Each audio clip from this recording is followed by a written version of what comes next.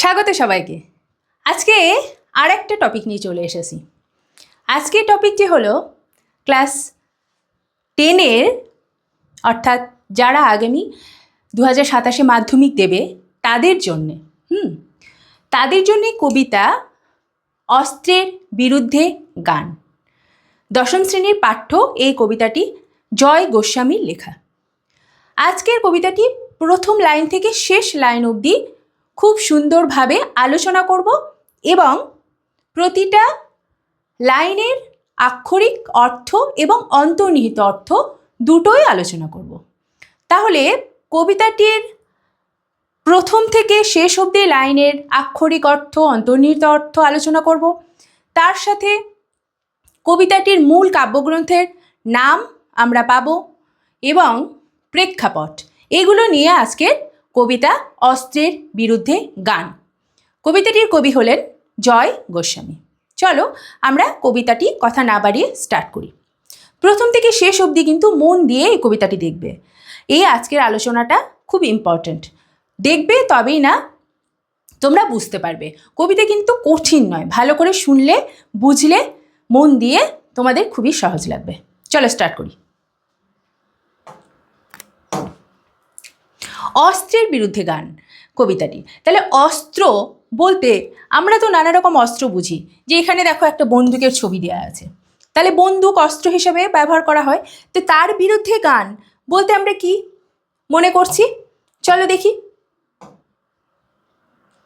আমরা প্রথমে লেখক পরিচিতি দেখব। লেখক পরিচিতি, লেখক জয় গোস্বামী জন্মগ্রহণ করেন 1954 খ্রিস্টাব্দে কলকাতায়। তিনি আধুনিক কবিদের মধ্যে অন্যতম একজন কবি, আধুনিক বাংলার সাহিত্যের অন্যতম শ্রেষ্ঠ ও খ্যাতিনামা কবি। উল্লেখযোগ্য কাব্যগ্রন্থগুলি হলো, তার উল্লেখযোগ্য কাব্যগ্রন্থগুলি দেখো, প্রত্নজীব, উন্মাদের পাঠক্রম, বজ্রবিদ্যুৎ, ভর্তি খাতা, পাগলি তোমার সঙ্গে, এসব। সম্মাননা, তিনি কি কি পুরস্কার পেয়েছেন? আনন্দ পুরস্কার পেয়েছেন, সাহিত্য একাডেমি পুরস্কার পেয়েছেন। আর আজকের যেটা আমাদের কবিতা আলোচ্য বিষয়, সেটার মূল কাব্যগ্রন্থ দেখো কি, পাতায় পাতায়। মূল কাব্যগ্রন্থটার কি নাম? পাতায় পাতায়। প্রকাশকাল 1989 সাল। প্রেক্ষাপট, কোন প্রেক্ষাপটে দাঁড়িয়ে কবি এই কবিতাটি রচনা করেছিলেন? দেখো, পৃথিবীতে চলমান যুদ্ধ, হিংসা, রক্তপাত, সাম্রাজ্যবাদী আগ্রাসনের বিরুদ্ধে কবির তীব্র প্রতিবাদ এই কবিতাটা। কবির মনে করেন মারণাস্ত্রের চেয়েও শক্তিশালী হলো মানুষের সৃজনশীলতা। তাহলে মারণাস্ত্র মানে কি? বন্দুক, তলোয়ার, এগুলোই তো। তো এগুলোর মারণাস্ত্রের চেয়েও শক্তিশালী হচ্ছে কি? মানুষের সৃজনশীলতা, ঠিক আছে, সৃষ্টির ক্ষমতা, শিল্প, গান ইত্যাদি। এটি যুদ্ধবিরোধী এবং মানবতাবাদী চেতনার এক অনন্য প্রকাশ। এই প্রেক্ষাপটে দাঁড়িয়ে কিন্তু তিনি এই কবিতাটি রচনা করেছেন। চলো প্রথম থেকে শেষ অবধি লাইন বাই লাইন ধরে ধরে আমরা কবিতাটি পড়ে নিই। অস্ত্র ফেলো, অস্ত্র রাখো পায়ে, আমি এখন হাজার হাতে পায়ে এগিয়ে আসি, উঠে দাঁড়ায়, হাত নাড়িয়ে বুলেট তাড়ায়, গানের বর্ম আজ পড়েছি গায়ে। কি বলছেন? যে অস্ত্র ফেলো, অস্ত্র ফেলে দাও, অস্ত্র রাখো পায়ে, আমি এখন হাজার হাতে পায়ে। দেখো আক্ষরিক অর্থ কিন্তু এখানে সুন্দর করে আমি বড় করে লিখে দিয়েছি, যে কবি শত্রুকে পায়ের কাছে অস্ত্র ফেলে দিতে বলেছেন। তিনি আজ হাজার হাজার হাত পা নিয়ে রুখে দাঁড়িয়েছেন।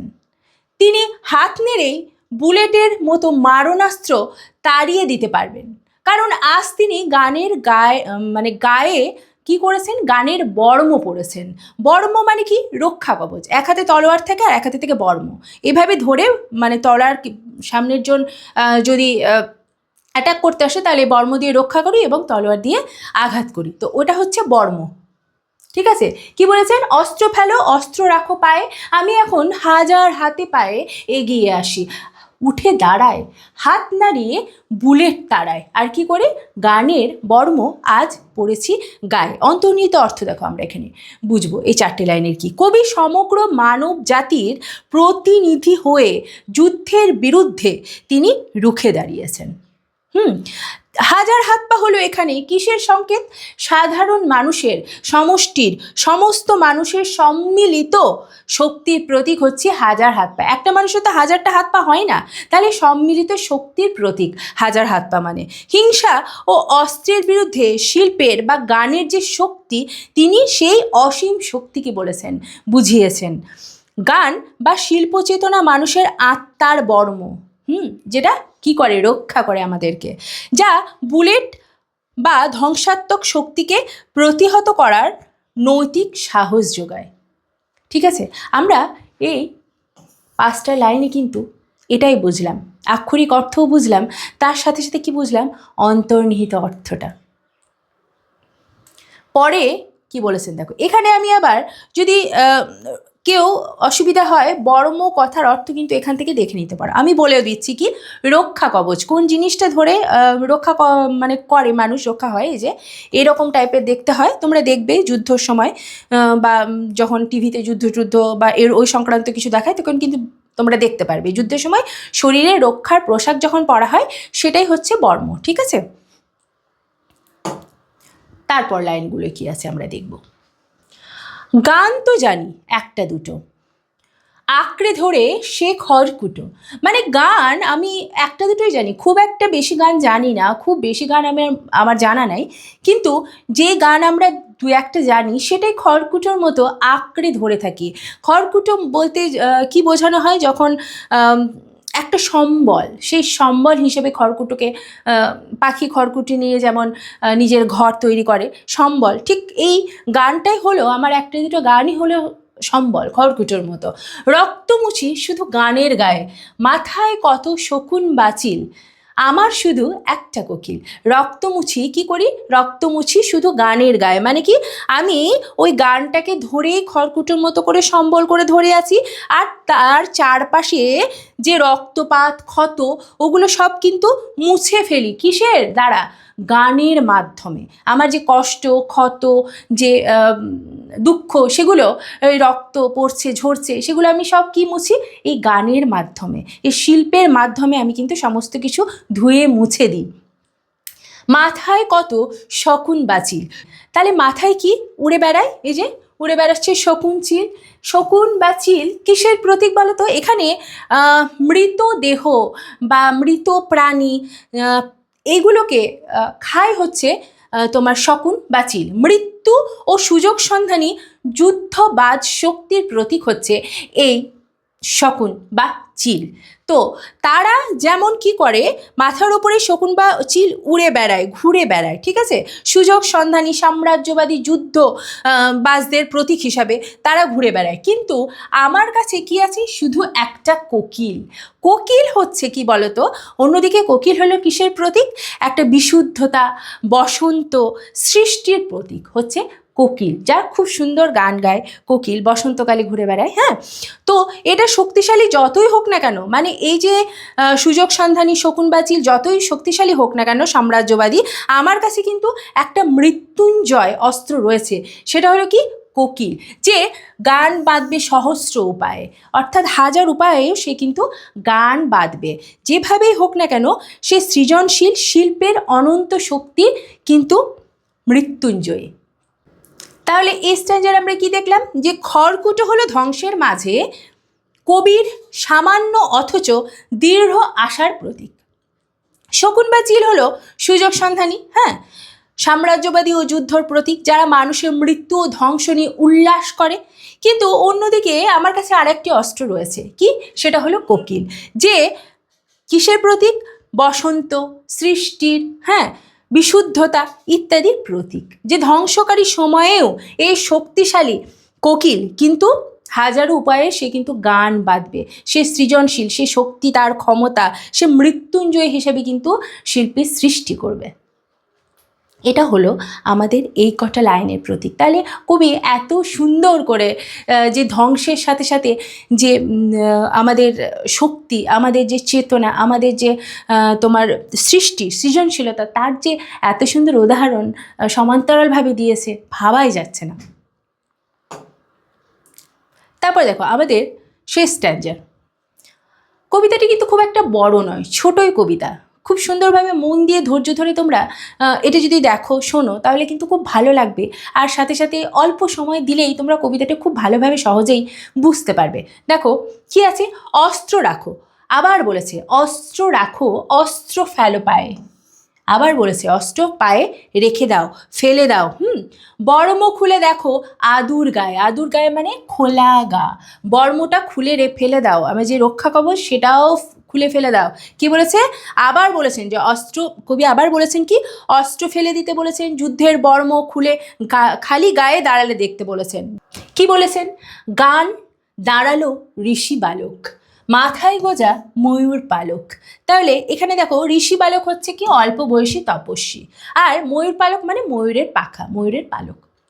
তোমায় নিয়ে বেড়াবে গান নদীতে, দেশ গায়ে, অস্ত্র ফেলো, অস্ত্র রাখো গানের দুটি পায়ে। কি বলেছিল আগে, অস্ত্র ফেলো পায়ে এমনি, আর এখানে বলেছেন শেষের লাইনে আবার একটু পার্থক্য রয়েছে। কি বলেছেন, গানের দুটি পায়ে কি রাখো, অস্ত্র। দেখো এখানে অস্ত্র রাখো, অস্ত্র ফেলো পায়ে, বর্ম খুলে দেখো, মানে কি বলেছেন যে তুমি বর্ম খুলে দাও, তোমার রক্ষা কবচ খুলে দাও, অস্ত্র রেখে দাও, ফেলে দাও। হ্যাঁ ঠিক আছে, যেখানে গান ময়ূর পালক, মাথায় দেওয়া এক শান্ত ঋষি বালকের মতো দাঁড়িয়ে অনুভব করো। সেই গান মানুষকে নদী, গ্রাম, বাংলায় স্নিগ্ধ প্রকৃতির ঘুরিয়ে আনবে। তাই গানের চরণে সমস্ত অস্ত্র অর্পণ করে দাও, সমর্পণ করে দাও। ঠিক আছে, তিনি কি বলেছেন যে আবার অন্তর্নিহিত অর্থ দেখো, যে মানুষ যখন কৃত্রিম অহংকার ও যুদ্ধের আবরণ খুলে ফেলে, তখন সে তার আদিম ও বিশুদ্ধ যে রূপ সেটা কিন্তু খুঁজে পায়। তার মানে ওপরের খোলসটাকে খুলে ফেলো, তোমার আদিম যে বিশুদ্ধ রূপ সেটাকে বের করে নিয়ে আসো। ময়ূর পালক মাথায় ঋষি বালক হলো কি বলতো, এখানে ময়ূর পালক মাথায় ঋষি বালক কে, প্রেমের প্রতীক, শান্তির প্রতীক, শুভ শক্তির প্রতীক। শিল্প মানুষকে প্রকৃতির কাছাকাছি নিয়ে যায় এবং আত্মিক শক্তি দেয়। তাই ধ্বংসাত্মক অহংকার ত্যাগ করে শিল্পের পায়ে নিঃশর্ত আত্মসমর্পণের মধ্যে দিয়ে মানবতার মুক্তি সম্ভব। তাই সমর্পণ করো। এই যে লোভ, ক্ষোভ, যুদ্ধ, অহংকার, ধ্বংস যেটা নিয়ে আসে, সেগুলো সব কিছু গানের পায়ে কি করো, সমর্পণ করে দাও। শিল্পের পায়ে, শিল্পর পায়ে সেটা সমর্পণ করো। গান যে ভালোবাসে না সে কিন্তু মানুষ খুনও করতে পারে, এই রকম একটা কিন্তু কথা রয়েছে। তো গান কিন্তু আমাদের খারাপ সময়ে বা আমরা যখন খুব খুশি হই, দুঃখের সময় আমরা কিন্তু গান শুনি, খারাপ সময়ে দুঃখ হলেও আমরা গান শুনি, আবার সুখের সময়ও বা খুব ভালো লাগলেও আমরা কিন্তু ভালোবেসে গান শুনি। তো গান এমন একটা জিনিস যেটা আমাদের সব সময়ের সাথী, তাই না? তো গান কিন্তু সবারই ভালো লাগে, আমারও খুব ভালো লাগে, গান ভালোবাসি। তো সেক্ষেত্রে এই যে অস্ত্রের বিরুদ্ধে গান, তিনি যে বলেছেন শিল্পর পায়ে সমর্পণ করো, এটা কিন্তু খুব জরুরি, দরকার। আমরা আজকে এই কবিতা কিন্তু পড়ে নিলাম, এইটুকুই আমাদের কবিতা। আমরা শেষে পড়ব যে কবিতার রূপক ও প্রতীকের তুলনামূলক চিত্র। কীরকম দেখো, এক হচ্ছে ধ্বংস, হিংসা একদিকে, আর একদিকে রয়েছে কি সৃষ্টি, প্রেম ও শান্তি। ধ্বংস, হিংসার প্রতীক কোনগুলো দেখো, অস্ত্র, বুলেট, যান্ত্রিকতা ও মৃত্যুর প্রতীক। অস্ত্র আর বুলেট কিসের, যান্ত্রিকতা আর মৃত্যুর প্রতীক। শকুন বা চিল কিসের প্রতীক, যুদ্ধবাজ ও সুযোগ সন্ধানী শক্তির প্রতীক। এদিকে বর্ম বা যুদ্ধের কিসের প্রতীক, কৃত্রিম আড়াল ও অহংকারের প্রতীক। তার সাথে সাথে আবার তুলনামূলক চিত্র যেটা সৃষ্টি ও প্রেমের প্রতীক, সেটা কেমন, বা শান্তির প্রতীক গান, কোকিল। শিল্প ও মানবতা, সৃজনশীলতার প্রতীক। তার সাথে ঋষি বালক ও ময়ূর পালক কিসের, পবিত্রতা, প্রেম ও সরলতার প্রতীক। আর তার সাথে সাথে রয়েছে নদী ও দেশগা, মাতৃভূমি ও শাশ্বতের প্রতীক। ঠিক আছে, আজকের মতো এখানেই। আজকে অস্ত্রের বিরুদ্ধে গান আমরা কবিতাটি পুরোটা পড়ে নিলাম। তোমাদের কেমন লাগলো অবশ্যই জানাবে। পরে আরও একটা নতুন টপিক নিয়ে এসে হাজির হব। Thank you.